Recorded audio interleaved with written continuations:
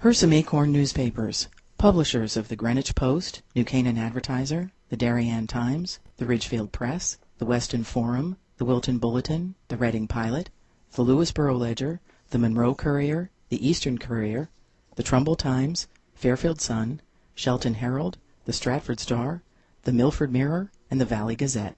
Hersam, Acorn, and HANradio.com. The leader in local news, sports, arts, and entertainment in southwestern Connecticut. It's all happening at the zoo. I do believe it. I do believe it's true. Broadcasting live from Connecticut's Beardsley Zoo on HANradio.com.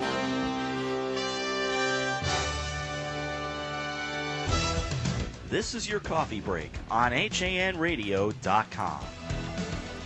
It's Friday, June 19th, and this is your coffee break live from the Connecticut Beardsley Zoo. I'm Kate Czaplinski with Josh Fisher and the rest of our team. And if you're watching us on the live stream, and you should be, HANradio.com/livestream, we have a special guest on the table right now. We're also joined by Greg Dancho, who is the director of the Beardsley Zoo, and Jamie Cantoni, who is a part-time zookeeper. And Jamie, who is this guy hanging out with us? This guy actually does not have a name, but whoever can come up with the best name right now. Oh, nice. All right. We can just call him Grandpa. Wiggly. Yeah. He looks like a grandpa. He does. How old is he? Do we know? We don't know their exact ages. Their ages do range. We have 13 tortoises, and their ages do range from about 8 to 50 or 60. This guy is a little bit smaller than some of the others, so there's a good chance that he might be a little bit younger than 50. Wow. And he's pretty strong. I mean, you are holding him pretty tightly. He's very strong. Look at those arms. Look at those biceps. They have these really large forelegs and back legs, and they're used in the desert to walk around. Tortoises will normally look like little elephant legs, so they'll be keeping their bottom shell off the ground. This way, when they're walking across the sand or rocks, it doesn't scratch it up. Wow. So it's a little bit different than when you look at water turtles, where they have their flippers to move through water. And if they're on the ground, they drag their shell. Tortoises will always lift their shell off the ground. What's interesting about the spur-thigh tortoises here at the zoo, they're not ours. These guys are part of a rehab program, and we borrow them from a rehabber out of Massachusetts. And he's actually going to be doing some shows this year for us, Rainforest Reptiles. He brings his stuff in. What's interesting about these animals is that every one that we have here at the zoo, and we said, as Jamie said, there's 13 of them. All these used to be somebody's pets. Oh, wow. So these were not purchased by him. These were not purchased by the zoo. They're here on loan. It's really like a summer vacation for them. They come out and have a big area they can roam around. Yeah, where are they hanging out? And they hang out right at the front of the zoo where people come in. They're right by our camel rides. Makes a little sense. They're African animals. The camels are African animals, so we got a little African theme going there. But what really the message here is that these animals, used to be somebody's pets. And people will go to a pet store and look at an African spur-thigh tortoise, and when you see them in a pet store, they're about that big. They're maybe 5-6 inches, cute as a button, little faces looking at you. Yeah. People buy them. They don't realize that this one here is probably a third grown right now. It's not even half grown. This is a third. Wow. They'll get to be over 125 pounds when they're full grown, and they become a handful. They need a warm area to live, so people buy them. They keep them for a while. Then they realize what they got themselves into. And then they have to find another home. And they also don't realize how long they're going to live, right? These guys can live over 100 years. So if you're going to buy one of these animals, you're going to have. You got to get it when you're young. Yeah, exactly. and we've had people bring these guys to us that they found released. Oh. So people will sometimes look at these animals, they can't find a home for them, and just release them. And so we had a gentleman come here a few years ago that had his car. He brought it to the parking lot. Said I found a turtle on the golf course. Now, 90% of the chances would be a snapping turtle on the golf course because there's ponds and stuff. Of course. So if you see a turtle on the golf course, 95% would be a snapping turtle. He opens up his trunk, and literally the tortoise that was inside, spur-thigh tortoise, was half the size of the table we're sitting at here. Wow. It was huge. Biggest one I've seen. And somebody just let it go. That's it here. Now these animals will not survive the winter. Right, I was going to say they're African. They really need warmth, and they need space to roam around in. What's interesting about these guys at the zoo, as you can see, they're very active animals. They move all the time. So for our guests, they really enjoy watching them. The one peccadillo about these animals, and Jamie is our tortoise wrangler, has to kind of be on guard, is that they're very pugnacious. You wouldn't think that for a tortoise, but they get very pugnacious. They use this the plastron here, carapace on top. They use this right here. If you lift his head up a little bit, there's these little part right here. What they use that for is when they're jousting with the other tortoises, and literally they'll go around and hit each other with this and try to flip each other over. It's almost like a game for them. They'll just hit them, flip each other over. And you'd be surprised. It's not the biggest ones that are their most aggressive ones. These are the ones that are most aggressive. They'll go after the other ones and just keep ramming them, then flip them over. And that is a dominance display, that they're trying to be dominant in the group. They're not herd animals, so we don't have herds of tortoises running around. But they when they see the other one, they are in the wild. They've got very limited resources. So by having limited resources, it's not good to have another tortoise in an area that you've got to eke out in existence. So the best thing to do is beat him up till he leaves, or flip him on his back. And in the desert, when you're flipped on your back, it's end of story. Because they can't get back over. Very, very hard to get them back over. 90% of the time they don't. They can sometimes, but so that's like a death flip. It's a death flip. It really is. So here at the zoo, Jamie's job is really. Yeah, Jamie, tell us about that Jamie, job. How is you that? You save turtles' lives every day. Every day. So luckily, that hasn't been a very common occurrence since I've been here. But I'm always definitely looking out for it. Just making sure, just scoping out the territory, making sure everyone's okay, everyone's right side up, good. Carry on. So Jamie feeds them, and a lot of people don't realize how they get fed, and Jamie can tell you a little bit how they're fed here at the zoo. These tortoises are actually fed every other day. Since they are reptiles, their metabolism is not as fast as humans or other mammals, so they are fed every other day. So they were just fed yesterday. They won't be fed again until Sunday, actually. But tomorrow they love watermelon. It's a really good water source for them. Yeah, that's funny. So tomorrow I will be, giving them a little watermelon treat. It's also, like I said, a main source of water for them. But otherwise, generally their diet consists of mostly hay and a lot of dark leafy vegetables. So we'll go grocery shopping for them because they can't usually go shopping on their own. So they need a little bit of help with that. So we'll go grab some dandelion greens for them, chicory, kale, some collard greens for them, greens, things along that nature. Oh wow, so soft right here. Like I wouldn't expect with all the. It's amazing how soft. soft they are. Yeah, underneath the chin. A lot of the tortoises, this one not really acting that way, but a lot of tortoises somehow like their chins rubbed. We're not really sure why. But but what that's interesting about, because people look and say, where's the water bowls for these guys? They'll look and say, why aren't there water bowls out? They get 90% of their water from the food they eat. So with the watermelon, the grasses they're grazing on, the kale, that's a lot of water content. So again, desert animal doesn't need to have a body of water to swim in or to drink out of. Especially for days like today, how it rained last night. So any of the grasses will still have dew and water, rain left over for them. So that's obviously another way that they obtain their water. And how many did you say you guys have this summer? We have 13. 13 tortoises. Lucky 13. This probably is in the mid-range of the size of our tortoises. We've got a few that are much larger than this. I mean, like a couple that are smaller. Again, being something that the rainforest reptiles picks them up when they're either abandoned or he gets a call. There's varied sizes. So again, the message here is really for us to, when we're looking at this, how cute this is. This does not make a good pet. No. This is a pet that needs special attention, large area to roam around in, and as Jamie mentioned, would know, when these guys go to number 2, they go number 2. Yeah, we were kind of wondering if that was going to happen on the table. I mean, let me tell you, if it happens, table manners. you will know it if it happens, because it's pretty bad. It's not subtle at all. I guess he's not nervous then, right? They're not nervous. No. Pretty brave. Their bladders are not shy at all. But so people can visit them here this summer, and they don't They're get them fun as a to pet. watch, They are fun too. to watch. What else? There's other special things going on this summer. You guys have the camels as well. That's right. We have camel rides this summer. This will be a third year of our camel rides here. We call it Every Day is Hump Day here at the zoo. So you can get a ride this is a 7 days a week operation. So all during the summertime, you can come up here and ride a camel. If you never had a chance to ride a camel, here's your chance. We also have, again, the tortoises here for the summer, which is great. We have, again, our reptile show starts up in a couple weeks. So we'll be having reptile shows throughout the summer up in our learning circle area. We also have a musician coming in. He's been here a few years, and the kids love him, so he'll be coming up and doing shows here. Other than that, we have a lot of our interns and a lot of our docents, our CDC kids, which are Conservation Discovery Corps children. our students, they come up here, and what they're doing is they interact with the guests, and they talk about the animals that we have here, what animals are on display, a little bit more information than you can get besides just the graphics. And again, the education is one of the main things we do here at the zoo, so hopefully they'll be imparting some education on our guests. Mm-hmm. The big thing we're going to be opening up this summer is going to be our Pampas Plains project. Pampas Plains is a grasslands. A lot of people think about the zoo. They think about when we talk about endangered species, we talk about endangered habitats. The first thing people think about normally when you think about endangered habitats is the rainforest. Rainforest. Thank you.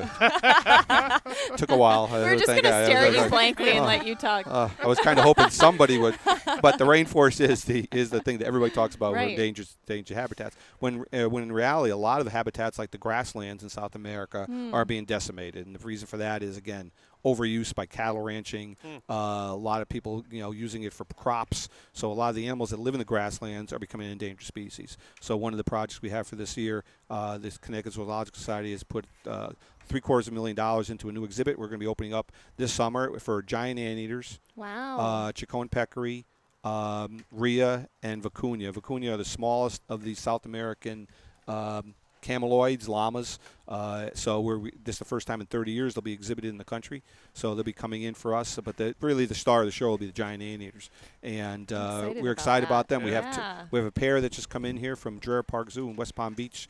And they're really, really cool. They're not on display yet because the exhibit's this close to being finished, but we hope people come out here this summer and see that because we're really excited about it. When will that open up? We're opening up next month, early next Great. month. We're working really hard to get it done because summer's here. I'm sure that's a lot of work. Yeah, it's the little things you worry about is the exhibit is fine, but making sure that when you put a giant anteater in the exhibit, it actually stays in the exhibit because that's the whole idea. It doesn't. And do you have enough ants for them? And we have to start collecting a lot of ants. It's a really big job. We'll try to help. Really we'll bring by. Yeah. Every ant counts at this point. One ant at a time is how you feed a giant anteater. If you have an ant you don't like too much, you can. Yeah. Or maybe more, but. Could be. Yeah. Well, Greg, we have another special guest, but I think we'll take a break and let our tortoise friend and Jamie head out, and we'll bring on another special guest from here at the zoo. You're listening to Coffee Break, live from the Beardsley Zoo. We'll be back after this. Your child has fallen and broken his arm. You need to see an orthopedist fast. Think Coastal Ortho Express in Norwalk. Don't wait hours in the ER. Save a trip and money by going straight to an orthopedic specialist at Coastal Ortho Express Urgent Care in Norwalk. No appointment necessary. Coastal Ortho Express Urgent Care, 203-845-2070. Open Monday through Saturday in the iPark building at 761 Main Avenue in Norwalk, or call 203-845-2070. Fast. The long winter is finally astern. Bait is invading the harbors, coves, and inlets. Stripers, fluke, and porgies are on the move. In the streams and lakes, trout, smallmouth, largemouth, and walleye have moved out of hibernation. At the dock shop, it's all systems go. And now in 2 locations, 51 Tokenique Road, Darien, and their newest location at 609 Riverside Avenue in Westport. Bait, tackle, apparel, and of course, all the marine and nautical accessories that they're known for are ready for you at the dock shop. Boater, beach bum, fisherman, or simply love the New England coast, this is a unique place to shop. The Dock Shop, 51 Tokenique Road, Darien, 609 Riverside Avenue, Westport. Visit us at dockshop.com. Healthy, confident smiles begin at Stratford Orthodontics. Conveniently located on Main Street, we are Stratford's hometown orthodontist. We offer the latest in orthodontic technology, including Damon braces and Invisalign. We always accept new patients. Call today to schedule a complimentary consultation. 203-375-8332. Stratford Orthodontics, 2499 Main Street, Stratford. 203-375-8332. And online at stratfordsmile.com. Alliance. We are an industry leader in coordinating transportation for large events such as corporate roadshows, conferences, and special events. Our team of experts understands the dynamics and logistics of high-pressure situations and complex arrangements, all within a rapidly changing environment. Since 1999, we have added charter jets, event management, and personal protection to our range of services. Mention this ad for $25 off your next round-trip reservation. Alliance and you. Together, we can achieve the extraordinary. 855-546-6996 or alliancelimo.com. Hersam Acorn and HANradio.com. 11:19 on your coffee break on HANradio.com and live streaming from the Connecticut Beardsley Zoo at HANradio.com/livestream. Kate Czaplinski with Josh Fisher and Greg Dancho, the director of the Beardsley Zoo. And as you can see, we have another special guest. Another guest, yeah. This is a California king snake. We're bringing reptiles out. It's a nice, warm, humid day, so these animals love this type of temperature. So, again, the special thing about this snake, again, here we are at Connecticut Beardsley Zoo. We are an accredited member of AZA, which is Association of Zoos and Aquariums. There's only about 220 accredited zoos and aquariums in the entire country. Oh, wow. And there's about 3,000 institutions that can call themselves a zoo and aquarium. So we're part of a pretty elite group. The other two accredited facilities in the state of Connecticut are the Mystic Aquarium and Maritime Aquarium. So we're the only zoo that's accredited in the state of Connecticut. But to be an accredited member of AZA, you have to do certain things. You have to have education programs. You have to have conservation programs. You have to have recreational programs, and you have to do a little research. So here at Connecticut Beardsley Zoo, we do all of that. And education is probably one of the things we like to think we do the best of. And when we educate people through, different means. I mean, we can talk about this snake as just a snake. What makes it a snake. But one of the things we really like to talk about is making wise, not wild choices. Making wise, not wild choices. I think I didn't say. You said it right. You said it right. Snake is mesmerizing me right now. It's so mesmerizing. But the thing is, with these, what we try to do is when people want to buy animals as pets, when they come to the zoo, a lot of people look at the animals and say, "Wow, what can I get that animal?" Well, right. A lot of things don't make good pets. Now, this guy here, California king snake, we found this actually by Beardsley Park. Actually, some people found it just crawling down the street. And it was just on the street. When we picked it up, it could not hold itself up. It's what it's doing right now. It's holding itself on my hands really well. When we got it, it was 3/4 dead, and we were able to bring it back. It was fall, was too cold, hadn't eaten very well. So people, again, bought it, didn't realize what they were into. These animals eat about 3 or 4 mice a week, and, again, gets maybe a little pricey, and we decide that we don't want it anymore and just let it go. Also, they're escape artists. So if you have these animals as pets, if you don't secure it very well, they're going to take off. Mm-hmm. So this animal here we've had for about 3 years now here at the zoo, and we use it as an educational ambassador to talk about snakes in biological aspects of a snake, but also we talk about would this animal make a good pet for you at the house. And again, the whole message there is for people. Learn what you're doing first. Don't go to a pet store and see something and say, wow, I'd like to have that, without researching it, what its needs are. Are you able to take care of a tortoise for at least 50, 60, 70 years? A parrot's the same thing. They'll live an awful long time. So again, make sure that you're going to be a responsible pet owner. Best to go to the local pound and an animal shelter and find something that really needs your support. A rescue. Right. Yeah, exactly. Now, Greg, a lot of people have very strong feelings about snakes, one way or the other. In fact, our own Rob Adams, not such a big fan. But is this guy here dangerous at all? No. Most snakes are not dangerous. There are poisonous snakes that are dangerous. Some very large snakes, pythons, like that, can be dangerous. This snake is a constrictor. It does squeeze its prey. Will suffocate its prey. We don't feed anything here live prey, so this gets prey that is already expired. So because normally the prey item really doesn't want to go away, so it will fight back sometimes, and so it can injure the snake. But this animal here just can't do anything. It can bite. All animals can bite, even though we use the animal for education programs, and this animal can, if not handled correctly, will get agitated and bite. So. But we've used it so many times it really doesn't do that. So a lot of people are afraid of snakes. What we normally get, are they poisonous? Do they bite? And then they're sneaky. I can't do anything about sneaky. this no footsteps. You can't hear them coming. Yeah, and they don't have any ears, so they can't hear anything. But there's so even if you yelled at them, they're not gonna run away. But yeah, this snake is just really actually one of the better animals to have as a pet, because this is about as big as they grow. That's it. About 5 feet, 4 or 5 feet. And very They eat very well. The one thing you can't do with this snake is put it with other snakes because this animal can be a cannibal and eat other snakes. That's why they call them king snakes because people have seen them eating other snakes. So it's good to be king, and that's what they came up with the name for it. So, but again, we take this animal out. We do programs with this. We have education programs here at the zoo all the time. We have a new not a new building. We have a building called the Research Station here at the zoo.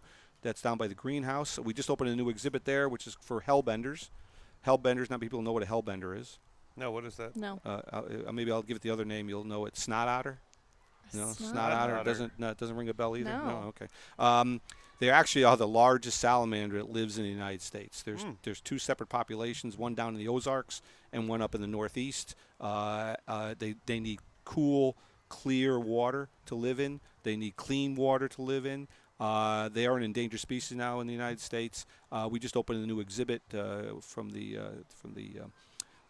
largesse from the Aquarion company gave us money to build an exhibit for these large salamanders. They get to be about 2 feet long, and they look like snot otters. I mean, they really, I hate to say it, but they kind of look like a snot. It's really, they really have their skin is all wrinkly because they get their oxygen from the water. They don't surface for air. They stay in the water completely. They're totally aquatic animals, and they're becoming almost extinct in the United States because of climate change, with the waters getting too warm for them.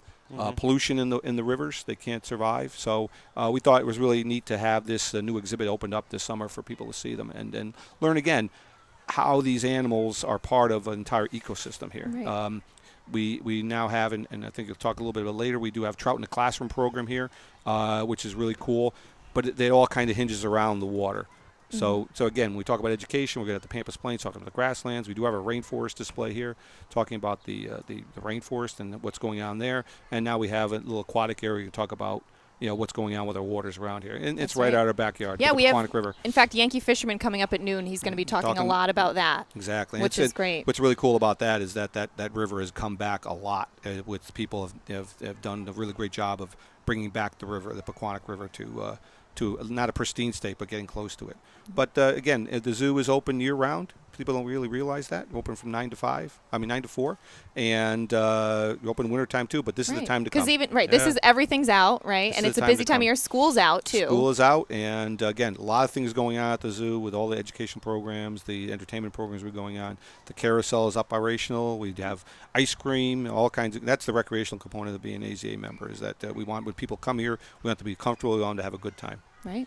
Yeah, and we're hanging out in the Peacock Pavilion, and we loved it so far. Our peacock walked away. Walked away. You know why? Because you didn't have any food. Oh, okay. Peacocks are they really fend for themselves. We feed them during the wintertime, but during the summertime, they kind of just go around and find a school group and they'll hang out there. Yeah, and I'm sure the kids love it. Yeah. One of the animals that we brought in this year too, and we have them on display, is Amur leopards. Amur leopards are the most endangered species of cat on the planet. When we're working here at the zoo, we bring new animals into the zoo. We always try to find something that needs help. We're not just going to bring animals in just for popularity's sake. We want to make sure that when we have space, we want to make sure we're doing something good for a population. So we redid our Andean bear exhibit, and we built a Amur leopard. Amur leopards, there's only about 60 of them left in the wild right now.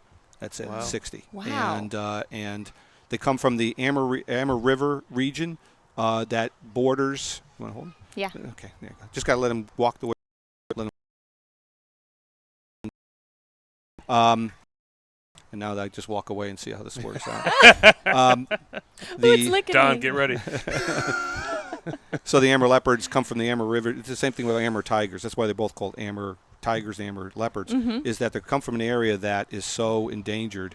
It borders China, Russia, and North Korea. So it's not a really popular place to be, and really it's a lot of places. These animals are becoming extinct there. So with 60 in the wild, captive breeding is vitally important. So we have a pair here at the zoo. They're from Copenhagen Zoo. We are not going to put these together because they're brother and sister, but as we work with AZA, we're going to be working with the SSP program, Species Survival Plan, and as we get closer to the fall, we'll be moving one of our cats out. One of the leopards will be leaving, and one will be coming in for a breeding program. So hopefully next year we'll have some cubs from these guys, oh, wow. which will be really cool. Yeah. And again, we're talking about on the entire planet, probably less than 300 right now. So if it's not for captive breeding, these animals could become extinct gone from the planet. We hope at some point that we can have a release program and get the cub or the large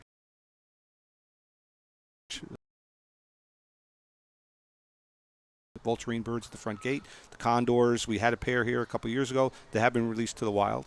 It's one of the people, when you work in a zoo, that makes you feel the best, that you're able to have these animals and put them back where they belong. Yeah. Our red wolves have had pups, and they've been released to the wild. We've had animals like our golden lion tamarin inside our rainforest display, which is one of our more endangered species of primate. They've been released to the wild. So again, when we're working here at the zoo, there's so many different varied aspects of it that make this definitely not a dull job. No, and it's just a great destination in this area for visitors, you know. I mean, there's nothing else like it nearby, so you guys do a great job. Thank you. And we're so excited to be here today. Greg, thanks for having us, and I know we're going to have a lot more guests on from the zoo and our other shows coming up, and we're looking forward to that. Josh, did you want to hold the snake?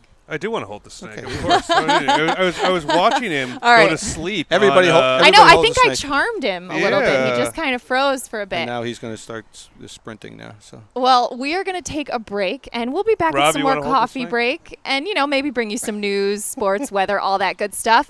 Thanks so much, Greg. We are live at the Connecticut Beardsley Zoo. We'll be back after this. I'm good, Josh. Thanks. It's Lots of Characters, specializing in children's birthday parties with your child's favorite characters.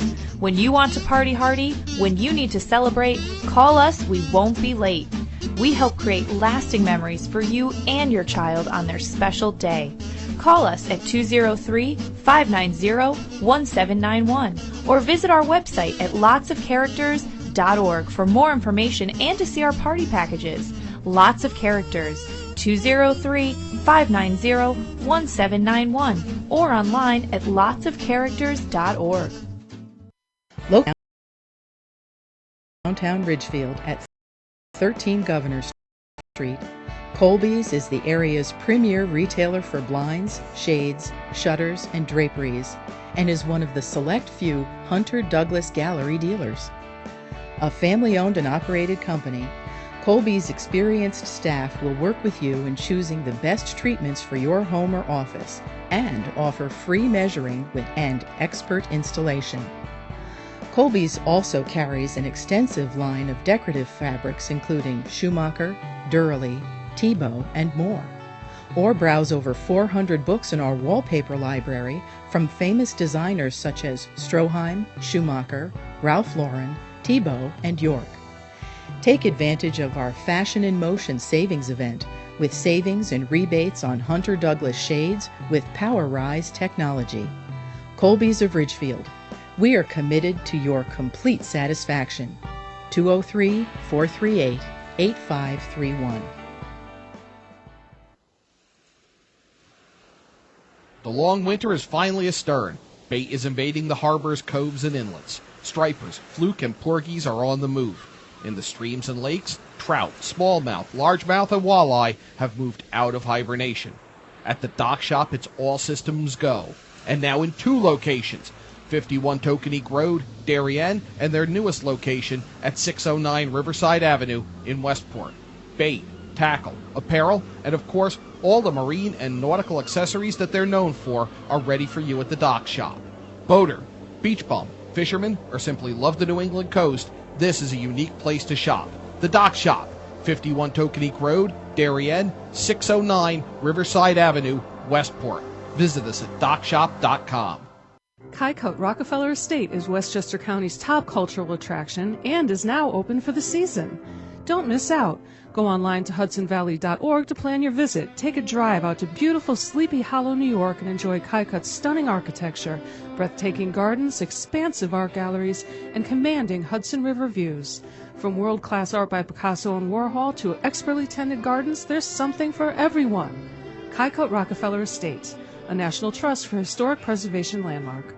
Now you can keep up with what's happening in Darien with the convenience of the Darien Times Online. Your choice. Print or digital subscription for just $45 a year. Or get the print and digital bundle for just $10 more, $55 a year. To subscribe to the Darien Times, go to hersamsecure.com/CIRC or call the circulation department at 203-894-3388. The Darien Times, now in print and online. Don't miss a single issue. Subscribe today. You're listening to Hersam Acorn Radio. Welcome back to Coffee Break on HANradio.com, streaming live at HANradio.com/livestream along with Kate Czaplinski and Don Eng. I'm Josh Fisher. We're at the Beardsley Zoo, and it's kind of boring now. I know, after the we had a animals couple left. animals, and then we got them replaced with Don Eng. So we brought in Don Eng. Who's That's our own new wild animal. creature. Exactly. We don't have. I got to follow the snake and the tortoise, all that. So speaking of wild creatures and the wildness that's out there, how are the roads this Friday, Don? Rather tortoise-like in some cases. In Trumbull, we've got road work on the Parkway South at exit 48. That's in effect today until 3, the right lane closed. Also, Waterbury, road work on Route 8 South at exit 30 and 84 West at exit 20. Expect lane closures in both places. Other than that, you just have the normal work in the normal places. As far as the weather goes, chance of showers and thunderstorms today.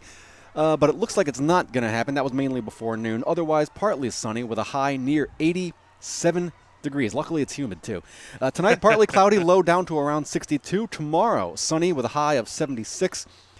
Dropping down into the 60s again overnight. Chance of showers and thunderstorms overnight, and that continues into Sunday.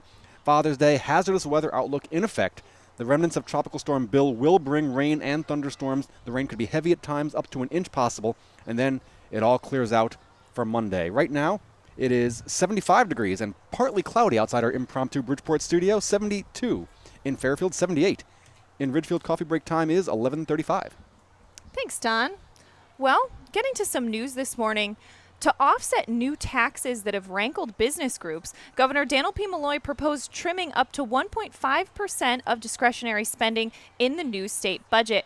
But the administration's proposal shows the bulk of the cuts would likely fall on education, municipal aid, healthcare, and social services. And a key legislator has warned most of those areas could face even deeper cuts once the new fiscal year is underway. That's because the new budget relies much more heavily than past budgets on undefined savings, making it likely that the governor will need to order mid-year cuts. At issue is how state leaders would come up with spending cuts to match tax reductions Malloy is seeking in the budget, which passed the House and Senate June 3rd, but has not yet been signed by the governor. Malloy's budget director, Benjamin Barnes, said Thursday that the exact method for determining what gets cut hasn't yet been determined, including whether the administration would prefer to have the authority to make reductions or accept a package of cuts from legislators. But Barnes said the administration would want to ensure that any cuts don't affect payments the state must legally make, such as debt service. An analysis of the administration's proposal indicates that 47% of the budget, that's nearly $9 billion out of $18 billion, in the first year would be off the table in spending cuts. Those include spending on state employees' salaries and benefits, debt service, and funding for magnet schools. In the current fiscal year, personnel cuts account for nearly 38% of state spending, while debt service makes up another 10%. Coffee break time is 11:37. Well, I'm just going to translate that term, unspecified spending reductions. The translation is, we're going to hope a miracle happens, I think is basically what they're saying. Yep. It's less than a year since the governor ran saying that taxes wouldn't be raised, and and the sacrifice would be shared among all but government employees. Of course, which is the growing, probably one of the larger demographics in the state these days. Moving on to someone else who we thought was going to lose his job but has been able to keep it. New Canaan's own Brian Williams, the longtime NBC Nightly News anchor, who has been serving a 6-month suspension for fabricating details of his Iraq war coverage, will not be getting his old job back. He will instead become the new breaking news anchor for MSNBC, the network has announced. In a statement from NBC, Williams said, "I'm sorry, I said things that weren't true. I let down my NBC colleagues and our viewers, and I'm determined to earn back their trust. I will greatly miss working with the team on Nightly News, but I know the broadcast will be in excellent hands with Lester Holt as anchor. I will support him 100% as he has always supported me. I am grateful for the chance to return to covering the news. My new role will allow me to focus on important issues and events in our country and around the world, and I look forward to it." I watched his interview this morning on the Today Show as I was getting ready to come to the zoo. It's kind of uncomfortable to watch. I listened to some clips of it on the radio as I was driving here today, and yeah, he still would not say that he lied. He said things that were wrong. Well, which, it's usually like insulting somebody is saying something that was wrong. He's as proud as a peacock. Our peacock came He is back. as proud as a peacock. He did say that his ego certainly got in the way, and so seems like he's always been a nice guy, but this has been an odd little odyssey. It has been. Well, getting to some other news, it's kind of appropriate since we were talking about conservation and saving turtles. Site plan changes to a proposed 180-unit apartment complex on Wheelers Farm Road in Milford have been prompted by an attempt to create a better habitat for turtles living on the property.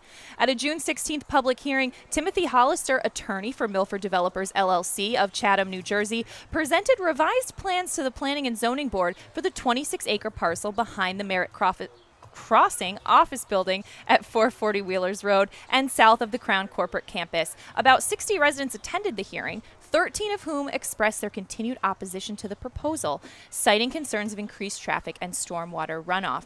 The P&Z hearing is continued to Tuesday, July 21st at 7:30 at City Hall. The public hearing before the Inland Wetlands Agency continues Wednesday, July 1st at 7:30 p.m. Hollister told the zoning board that the changes were prompted by a review of the proposal by a biologist and conservationist on behalf of the Inland Wetlands Agency. Okay. Hollister said the proposal conservation easement has been updated to clarify what apartment residents can and cannot do within the proposed conservation area to preserve it in a natural state. There's a lot more on that story at milfordmirror.com. Yes, there is. And so the Fresh Air Fund right now is still looking for families to host in the inner city this summer, from the inner city into their homes for a week or up to 2 weeks. There are no financial requirements to hosting a Fresh Air child, but providing the children a break from the city and giving them the opportunity to be part of your life. It often means a life-changing and growing experience for the child as well as for the host family. Darien has been hosting Fresh Air Children for almost 40 years. I know Ridgefield has also. If you're in the Darien area and you want to host someone, you can contact Yvette. It's a tough last name. I know, and this is Florian's mother, our intern, and they have a beautiful last name that I just can never pronounce correctly, but it's Enkema Van Geek. And you can reach her at 203-253-9640 or email yeenkema@gmail.com. You can get all the information at DarienTimes.com, Kate. Great. As you know. Yeah, and I know just a lot of our other communities do the Fresh Air Fund, so if, you can always find more on your local chapter there. Well, Weston attorney Ellen Strauss is scheduled to appear on NBC's Dateline tonight at 10 to talk about Robert Durst, the wealthy real estate heir who was the subject of the 6-part HBO miniseries The Jinx, The Life and Death of Robert Durst. The series examined 3 major mysteries and deaths surrounding Durst: the 1982 disappearance of his first wife, Kathy Durst, the 2000 murder of his longtime friend and confidant, Susan Berman, and the 2003 death of Morris Black, whom Durst admitted killing, but said was in self-defense. At his trial in Texas, Durst was acquitted by a jury of murdering Black, but was found guilty of evidence tampering and bond jumping. A former South Salem, New York resident, the 72-year-old Durst has been in a New Orleans jail since he was arrested in March, the day before the last episode of The Jinx aired. He was charged with murder of Susan Berman on a warrant by the Los Angeles police. He remains in custody and awaits extradition to California while the gun case is pending. Strauss said she believes Dateline is going to present an update on Durst since his arrest. She said the show might also explore the disappearance of 2 teen girls who went missing 18 years ago in California near a home owned by Durst. A good friend of Kathy Durst, whom she met in college, Strauss conducted her own investigation into Kathy Durst's disappearance when the police ran out of leads. Strauss and others suspect Durst killed his wife, possibly during an argument at the couple's South Salem, New York home.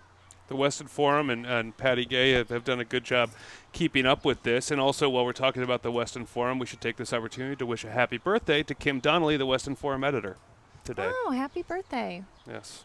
Well, what else is going on, Josh? Oh, well, let's see here, Kate.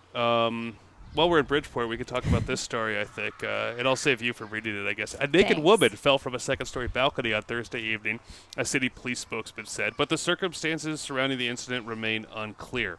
Witnesses said that the woman had been hanging from the balcony of a Fairfield Avenue apartment building before she fell. The woman then reportedly got up and stumbled before falling to the ground again. There's no word on whether the woman was injured. Bridgeport police and an American Medical Response ambulance responded to the scene about 6 p.m. City spokesman Tim Hamill said that more information will be available later today on Friday. Because if you're naked, there's really nothing to break your fall. No. Yes, because a T-shirt is very energy absorbent. Just say it, Don. Maybe it could slow you down if it's a really big T-shirt. You get a little wind resistance. Well, the problem is then, of course, the abrasions, depending on what you land on. That's true. All right, guys. Well, getting to some other news. Connecticut's medical examiner says the death of a Branford man who was shocked by a police stun gun was a homicide. State police said 41-year-old David Werblow became uncooperative and ignored officers' requests during a reported disturbance outside his home on March 15th. State police say a Branford officer used a stun gun to, quote, gain control of Werblow, who later died at Yale New Haven Hospital. The state medical examiner report says Werblow, who was schizophrenic, suffered from sudden death during a psychotic episode during an altercation that included the electronic shock and a restraint. Waterbury's state's attorney Maureen Platt will determine if the use of force was justified. A report is not expected for several months. 16 people have died in Connecticut after being shocked by police stun guns since 2005. Your coffee break time is 11:45. Don, has anything changed out there? Actually, yes. We've got a situation in Litchfield. Lifestar is on the way to an accident involving a motorcycle and a car. They collided at about 10:40 at 439 Bantam Road. That's also Route 202, according to Kelly Grant, police spokesman. Route 202 has been shut down in both directions. It is not clear when it will reopen. According to emergency medical reports, the Lifestar helicopter is on the way to the Litchfield Inn. It is also not clear how many injuries there are or whether other vehicles are involved. Other than that, we just have the roadwork in Trumbull, Parkway South at exit 48, that's the mall exit, until 3 o'clock, the right lane closed, and in Waterbury, Route 8 South at exit 31, and I-84 West at exit 20, both of those until 3 o'clock today. Expect lane closures also. Checking the weather, it's clearing up here in Bridgeport, so that chance of showers and thunderstorms likely not going to happen, at least not by noon. Otherwise, partly sunny, high in the high 80s. Today. Tonight, partly cloudy, 62. Tomorrow, sunny again, and a high near 76. A slight chance of showers before 10 tomorrow night, and then a chance of showers and thunderstorms building throughout the night until Sunday, when we get the remnants of Tropical Storm Bill. That's going to bring showers and thunderstorms, possibly heavy at times, up to an inch of rain possible. But it all clears out when we head back to work on Monday. Right now, it is a partly cloudy, 74 degrees. Outside our, we're outside too. Behind us in Bridgeport. Behind us. Around us. Surrounding us. 72 in Fairfield, 78 in Ridgefield. Coffee break time is 11:46. All right, thanks, Don. Well, we're going to take another break, and we're going to come back, maybe talk a little bit more about camels. I hear we got some cool footage of that, and some more news. So that's coming up on your coffee break, live from the Connecticut Beardsley Zoo. Healthy, confident smiles begin at Stratford Orthodontics. Conveniently located on Main Street, we are Stratford's hometown orthodontist. We offer the latest in orthodontic technology, including Damon braces and Invisalign. We always accept new patients. Call today to schedule a complimentary consultation. 203-375-8332. Stratford Orthodontics, 2499 Main Street, Stratford. 203-375-8332. And online at stratfordsmile.com. Did you know that taking dance lessons is a great date night idea? Arthur Murray Grand Ballroom of Greenwich is a fabulous place to learn to dance and meet new people. Located at 6 Lewis Street, our studio is staffed with professional instructors ready to teach you salsa, waltz, rumba, hustle, tango. There's a dance for every season. And we are rated #1 on the Knot.com. We are the wedding dance specialists. Take advantage of our new student offer, only $49. Call 203-769-1800. Visit us online at arthurmurraygreenwich.com. It's grilling season, and Walter Stewart's Market is your local destination for the finest grill-ready certified Angus beef strip steaks, skirt steaks, 100% grass-fed ribeyes, all-natural pork ribs, Arthur Ave-style kebabs, fresh-cut veggies, delicious grab-and-go salads, chilled rosé wine, and ice-cold craft brews right next door. Walter Stewart's, your fresh local market. 229 Elm Street, New Canaan, and shop online for groceries and wine delivered to your door at stewartsmarket.com. It's easy to advertise on HANradio.com, reach 263,000 listeners each month with our sports programming and talk programming. Call Marianne Hersam at 203-417-5199. Hersam Acorn and HANradio.com. It's 11:48 on your coffee break, presented by Stratford Orthodontics and live from the Connecticut Beardsley Zoo. We are here, and there's some camels just right down the road from us here at the zoo. There are. They're here for the summer, as Greg Dancho talked about earlier in the hour. They're special guests, and those camel rides are now available every day from 9 a.m. to 3:30 p.m. You can ride a camel. I believe it's $5. $5 a head. I could ride a camel. And That if is you one want to possible ride the outcome. camel and the carousel, $6 for both, which I think is a pretty so that's good the deal. combo. That is We're a- showing some Yeah. video that John Kovach had shot earlier. Yeah, so I hope you're watching us on the live stream, hanradio.com/livestream. You could see some of the camel footage that John Kovach got for us. And I'm hoping, we get the whole crew up on a camel at some point. Yeah. Maybe not the same camel, but, Camel break. yeah, I think it'd be great. Camel break on HAN Radio. It's maybe we could replace that van we used to bring all our equipment around with a few camels. A camel caravan? Yeah. And if you go to beardsleyzoo.org, there's some fun facts about those camels. What are some of them? Including that bactrian camels have 2 humps, while dromedary camels have 1 hump. And so the camels that are here, Toby, Goliath, and Gabriel, they are dromedary camels, so they only have 1 hump. Is there really water in their humps? No, a camel's hump stores fat, not water. Oh. Yes. Interesting. And they can drink up to 40 gallons of water at one time. And the reason they could go so long without drinking water is because of the shape of their red blood cells, which are oval and allows them to flow easily without clumping. They are the only mammals to have this kind of blood cell. Interesting. I did not know that. I know. Well, now so you we've do. learned a lot. We're I learning a have. lot here at the Beardsley Zoo. And I held a snake for It was the first news time. to me. It's not even noon. No, it's not Not even even noon. When Yankee Fisherman is actually coming I up. bet we'll learn a lot we're on Yankee doing a Fisherman. special Yankee Fisherman, a Friday edition, and they're going to be talking a lot about, trout and the local Pequannock here and conservation. So we're really looking forward to that. But Don, we kind of pushed back your history update. Oh, well, there's more of it now. Now it's more historical. Oh, Exactly. good. There's been Farther more away. time. All right. There's, it's pushed back. Well, we start today in 1910, Spokane, Washington, the first Father's Day. Sonora Smart Dodd, often referred to as the mother of Father's Day, was 16 years old when her mother died in 1898. In 1909, Sonora heard a Mother's Day sermon and was inspired to propose that fathers receive equal treatment. 1953, Julius and Ethel Rosenberg executed at Sing Sing Prison. The Rosenbergs were the only American civilians executed for espionage-related activity during the Cold War. In imposing the death penalty, the judge noted that he held them responsible not only for the espionage, but also for all the deaths of the Korean War. 1964, the Civil Rights Act of 64, approved after an 83-day filibuster. It ended unequal application of voter registration requirements and racial segregation in schools, the workplace, and by facilities that served the general public. And finally, 1978, everyone's favorite fat cat, Garfield, holder of the Guinness Book of World Record for the most widely syndicated comic strip, Garfield, makes his debut. And I didn't know John Arbuckle was actually a cartoonist. Garfield's owner in the Yes, We were talking about that in the newsroom the other day, right? Yeah. We were, yes, in the 'cause, studio. in the studio. That that's right. that John is and we never find out what happened to Lyman, Odie's former owner. Oh, yeah. Oh well, great mystery. Anyway, that as you look back in history, I'm Donald Eng. Well, Thanks, Don. Thanks, Don. Well, Josh, since we're not doing Behind the News today, we're doing that special Yankee Fisherman at noon. We do have a look at the top stories this week. Yes, let's do that now. And it shouldn't be much of a surprise, but the Marin Sanchez, the young lady who was murdered at Law High School in Milford the night of her junior prom, would have graduated this week. But she was awarded a diploma posthumously at the law graduation, and that was our top story this no week. Very surprise sweet. Jill Dion did a great job with that, and just sad, Yeah. but sweet how the school handled it. No, I agree, and I know Jill's done a great job covering that story because it's really just been such a community tragedy for everyone. Mm-hmm. So, and other than that, we have some other top stories, including Such that the as? Bissell House will reopen in several weeks. That's a restaurant on Main Street in Ridgefield.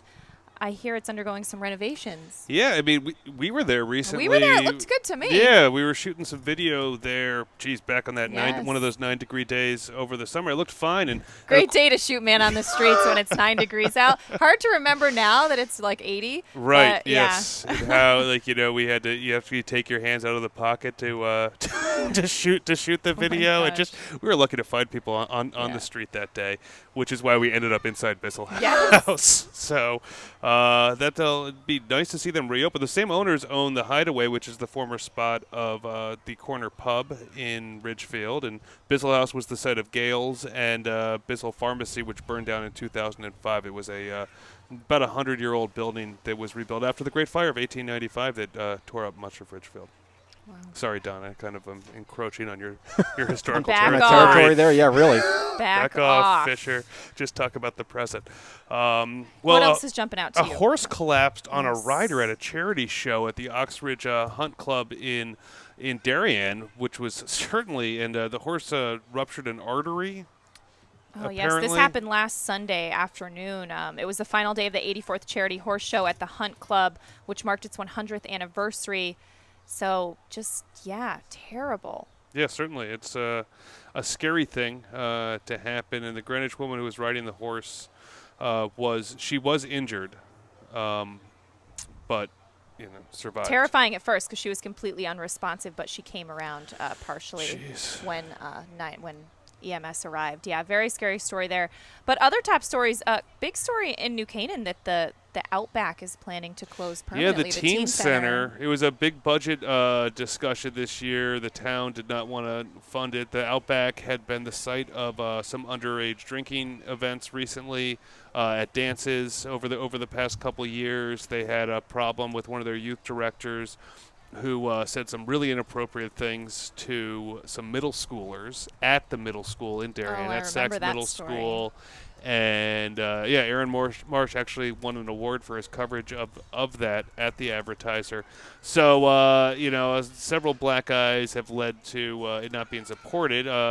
And now so they'll find other uses for it. It's right next to Town Hall in Darien, which is why it's called the Outback. It's Outback at Town Hall. They don't serve steak or bloomin' onions. Or bloomin' onions. Yes, are there no bloomin' onions? Do they serve bloomin' onions here at the Beardsley Zoo? I sure hope not. You ever had one? Yeah, they're delicious. They're delicious. Really? You know where the best bloomin' onion, though, is? Not obviously at Outback at the chain. It's at the Blazer in Purdy's, New York, on Route 22. It's in North Salem. We got Josh off topic. Sorry. Well, and Rob is only let me do the I show know. once This a is why week. we try to keep it limited. I'm just telling you, if you want a good bloomin' onion and a delicious burger, you go to. Do not take your credit Blazer. card. Oh, it's cash only. Cash only. Oh, that is good to know. So there's nothing worse than when you're at a cash-only place and all you have is a card. That's terrible. I got my car Like, stuck in the especially when you mud sit- there recently. Oh, boy, here we go. All right, sorry. Okay. Like Joe All right, Pesci and guys. Marissa Tomei there, Well- stuck in the mud. Got mud in my tires. All right. Well, it's 11:56, and Kate, this is your coffee break doggedly live staying from on the topic. Connecticut Beardsley Zoo. We've had so much fun in this hour, and there's so much more doesn't coming seem up. like you're having fun. Next is the Yankee Fisherman, and he's going to be talking with some folks from the zoo. And then Radio Arts and Leisure is coming up at 1, and they're also going to have on some guests from the Beardsley Zoo. We're hoping some more animal guests. We've had on a snake and a tortoise. What else can we get on And here? a Don Eng. And a Don Eng. Next, we're going to have a Kovach on. He's very elusive and grumpy sometimes, so we need a wrangler. Crikey, he's grumpy. But, guys, we're going to wrap up just a few minutes early, and coming up next is Yankee Fisherman on HANradio.com.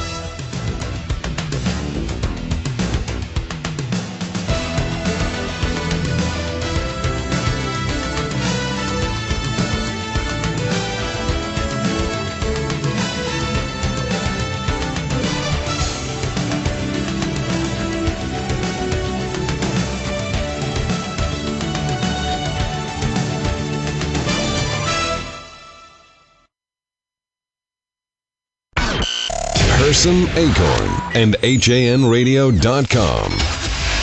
the leader in local news, sports, arts, and entertainment in southwestern Connecticut.